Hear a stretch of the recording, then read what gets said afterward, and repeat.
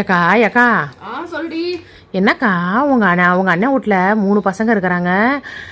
அதுக்கு என்ன செஞ்சாங்க, கீழே ஒருத்தனுக்கு மேலே ஒருத்தனுக்கு அப்புறம் பக்கத்துலேயே அந்த கீழே வந்து கடைங்களை கட்டி மேலே ஒருத்தனுக்குன்னு விட்டுருக்குறாங்களே. பின்னாடி அந்த ஒரு கடை கட்டும் போதே சொன்னது ஒரு ரூம் போட்டுக்கோங்க வயசானால உங்களுக்காகவும் 3 பசங்களுக்கு 3 ரூமை பிரித்து விட்டா நாளைக்கு நீங்கள் என்ன பண்ணுவீங்கன்னு சொன்னோம். கேட்கவே இல்லை. கேட்கல தானே நீ? சொன்னீங்க கேட்கல. இப்போ பாருங்க நடு ஹாலில் படுத்துட்டு வயசான நிலையில் பேர பிள்ளைங்களாம் அலம்பல் பண்ணிட்டு கிடக்குது. தூக்கம் இல்லை, மாத்திரையை போட்டுக்கிட்டு வயசானவங்களோட பேர் தடுமாறுறாங்க. அதுக்கு தான் என்றைக்குமே 3 பிள்ளைங்க இருந்தால் பிரித்து கொடுத்துட்டு நமக்குன்னு ஒரு ரூம் போட்டுக்கிட்டு நம்ம அதுக்குள்ளார ஒரு லெட்டின் பாத்ரூம் டிவி நமக்கு தேவையானதை வச்சுக்கிட்டு நம்ம பாட்டுக்கு வயசானவங்க அமைதியாக இருக்கணும். எங்க அதுலேயும் ஒரு கடையை கட்டி காசுக்கு தானே பார்க்குறாங்க அந்த நிலையில. என்ன போங்க உங்க அண்ணன் கொஞ்சம் கூட ஒரு நம்ம சொன்னா கேட்க மாட்டாங்க. நமக்கு எதுக்கு அவங்க கதை உரி. ஆமா போங்க, நீங்களும் எதுவும் சொல்லிட்டு கிடக்காதீங்க. அதான் நீங்களும் ஐடியா சொல்லாதீங்க. ஆமா